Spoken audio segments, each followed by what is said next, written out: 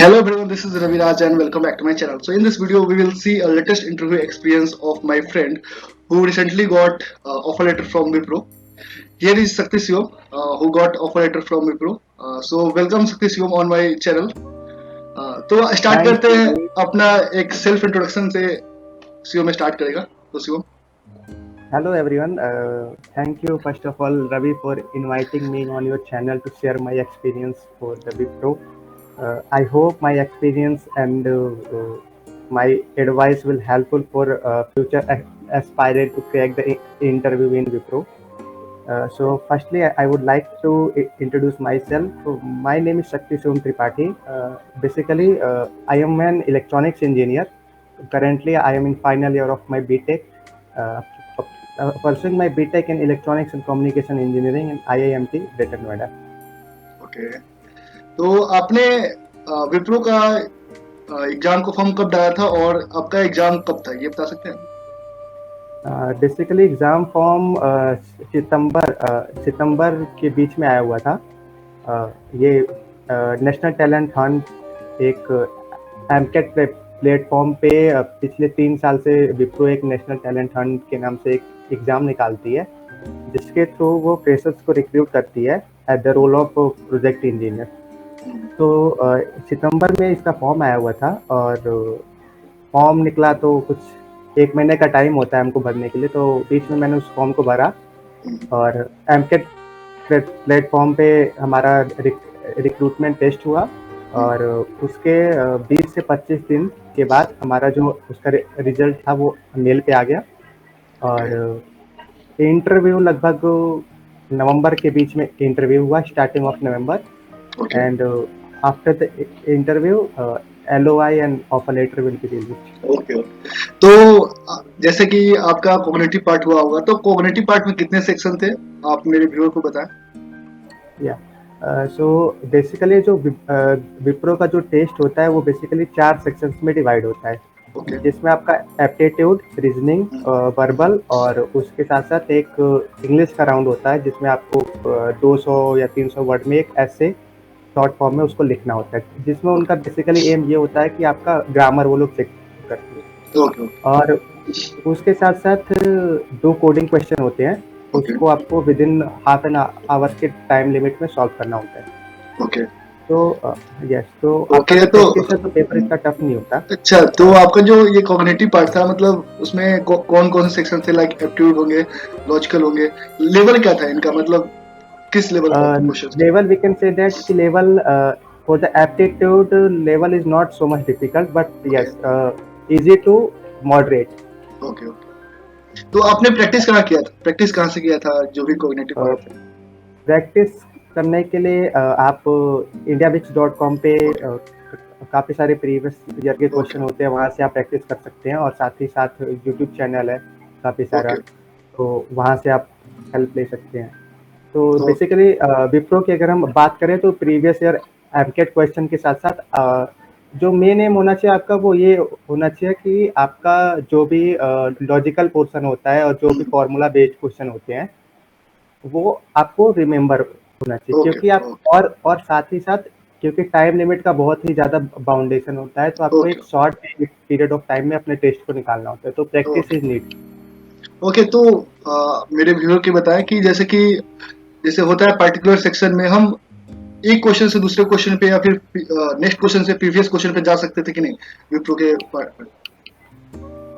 ये शायद विप्रो में ऐसा होता है कि रैंडम हम मूव कर सकते हैं हाँ हाँ, ये शायद होता है ओके विप्रो में कि ओके हाँ हम प्रीवियस क्वेश्चन पे जा सकते हैं, लेकिन हाँ ऐसा नहीं है कि हम सेक्शन ही चेंज कर दें कि पहले हम ओके एप्टीट्यूड कर रहे हैं फिर हम लॉजिकल पे आ गए, तो ये ओके पॉसिबल नहीं।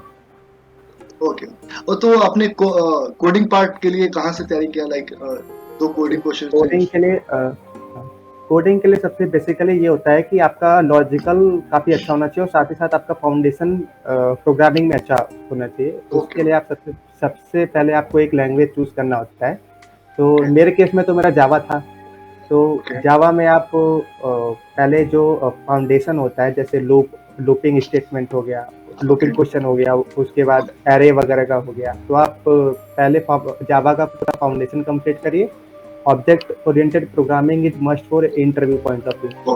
तो ऑब्जेक्ट ओरिएंटेड प्रोग्रामिंग में काफ़ी लोग के साथ ऐसा होता है कि वो लोग थ्योरेटिकल पोर्शन पढ़ लेते हैं, लेकिन उसका इम्प्लीमेंटेशन उनको पता नहीं होता। लेकिन ओके ये ओके जो है काफ़ी बार इंटरव्यू लिखवा लेते हैं आपसे कोड। ओके और इसके साथ-साथ जो सेकंड वाला क्वेश्चन होता है, वो ज़्यादातर केसों में डेटा स्ट्रक्चर पे हल्का-फुल्का बेस्ड होता है। ओके तो ओके उसके लिए आप अगर आप जावा में हैं तो आप एक बार कलेक्शन फ्रेमवर्क भी देख सकते हैं, क्योंकि काफ़ी सारे इनबिल्ट फंक्शन होते हैं जो उस टाइम पे आपको काफ़ी हेल्प कर सकते हैं कोडिंग ओके। सेक्शन निकालने के लिए। तो आपने बताया कि एक ऐसे पार्ट होता है, तो ऐसे पार्ट में हमें कितने वर्ड में लिखने होते हैं उसको? हाँ, ऐसे पार्ट में 300 से 350 वर्ड के बीच में होता है, वो आपको लिखना होता है with in time limit of 20 minute. Okay.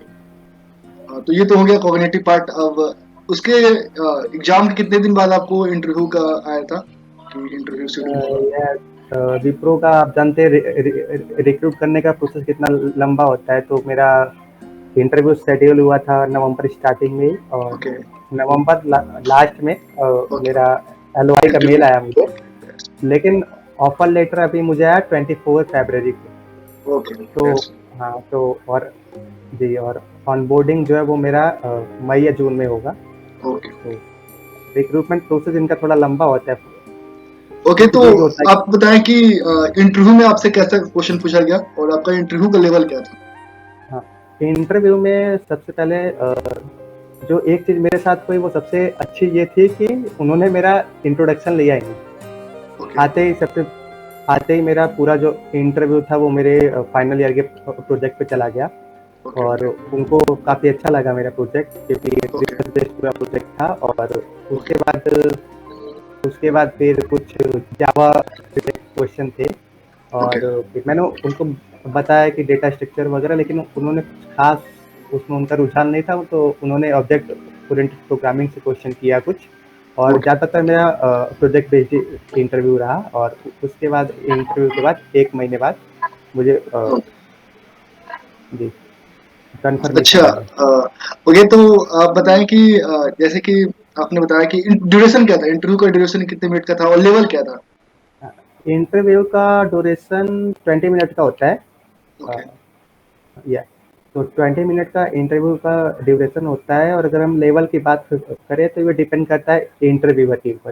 Okay क्योंकि मेरे केस में तो ऐसा था कि मेरा पूरा ज़्यादातर 70% जो इंटरव्यू था वो पूरा मेरे फाइनल ईयर के प्रोजेक्ट पे था, ओके और 30% में मेरा ये जावा वगैरह का हो गया, प्रोग्रामिंग सेक्शन मतलब टेक्निकल वगैरह। ओके तो ये डिपेंड करता है पर्सन टू पर्सन, आपका इंटरव्यूअर किस टाइप का है। लेकिन हाँ, काफ़ी केस में ऐसा भी होता है कि आपसे purely data structure based question पूछ लिए जाते हैं, ओके ओके तो you should prepare for them. Okay. तो अ, आपको फिर 1 महीने बाद कंफर्मेशन मिला है कि आपने क्लियर कर लिया है, आपको जल्द ही ऑफर लेटर मिलेगा।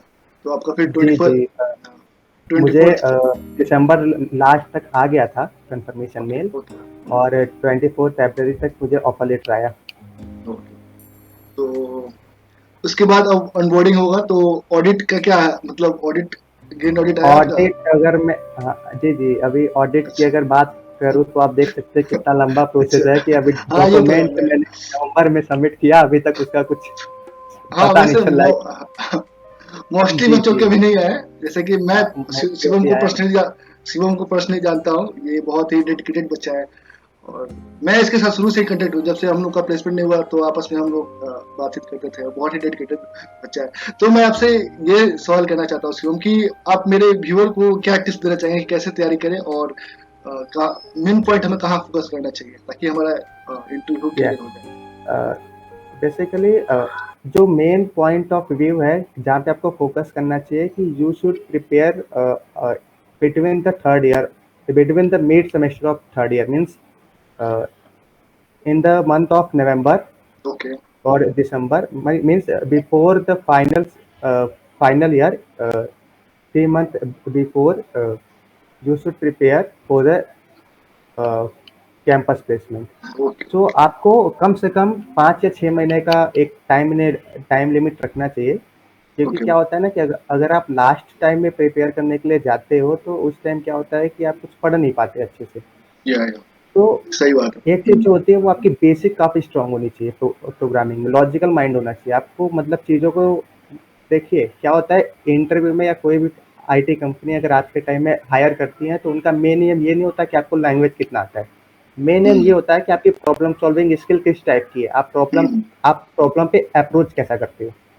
तो मेरा मानना ये है कि अगर आप प्रोग्रामिंग में एंटर कर रहे हो तो आप जिस भी लैंग्वेज को पकड़ो, सी, पाइथन, जावा, सी शार्प, कुछ भी पकड़ो, लेकिन आपको उस लैंग्वेज से डीपली तक जाना होगा।